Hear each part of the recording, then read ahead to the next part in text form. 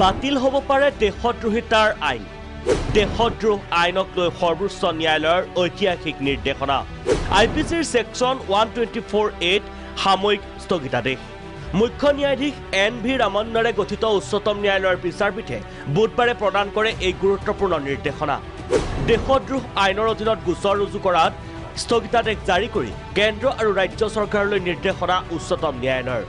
দেশদ্ৰোহৰ আইনক ঔপনিৱেশিক আইন আখ্যা দি ন্যায়ালয়ে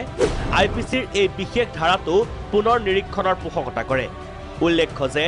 2014 পৰা 2019 বৰ্ষত দেশদ্ৰোহ আইনৰ অধীনত ৰুজু 326টা গোচৰ ইয়াৰে মাত্ৰ 6টা গোচৰতহে অভিযুক্তক দোষী সাব্যস্ত কৰা হয় মোদী চৰকাৰৰ প্ৰথমটো কাৰ্যকালত ৰুজু হোৱা এই গোচৰসমূহৰ ভিতৰত 54টা গোচৰ ৰুজুৰে তালিকাৰ শীৰ্ষত আছে অসম 40টা গোচৰেৰে দ্বিতীয় স্থানত ঝাৰখণ্ড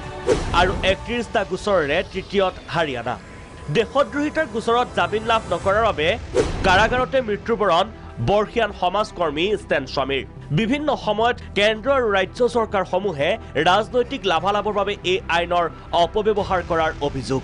এনে গোচৰত বন্দী কয়দীক জামিনৰ আবেদনৰ পৰামৰ্শ প্ৰদান কৰিছে সৰ্বোচ্চ ন্যায়ালয়ে মন কৰিবলগীয়া যে প্ৰখ্যাত বুদ্ধিজীৱী বিনায়ক সেন গুজৰাটৰ বিৰোধী নেতা হাৰ্দিক পেটেল ছাত্ৰ নেতা কানহায়া কুমাৰ প্ৰখ্যাত লেখিকা অৰুন্ধতী ৰয় ৰাজনৈতিক কাৰ্টুনিষ্ট অসীম ত্ৰিবেদীৰ বিৰুদ্ধে ৰুজু হৈ আছে দেশদ্ৰোহৰ গোচৰ উচ্চতম ন্যায়ালয়ৰ এই নিৰ্দেশনাই দেশদ্ৰোহ আইন বাতিল হোৱাৰ পথ প্ৰশস্ত কৰি তুলিলে ব্যুৰ' ৰিপৰ্ট প্ৰাগ নিউজ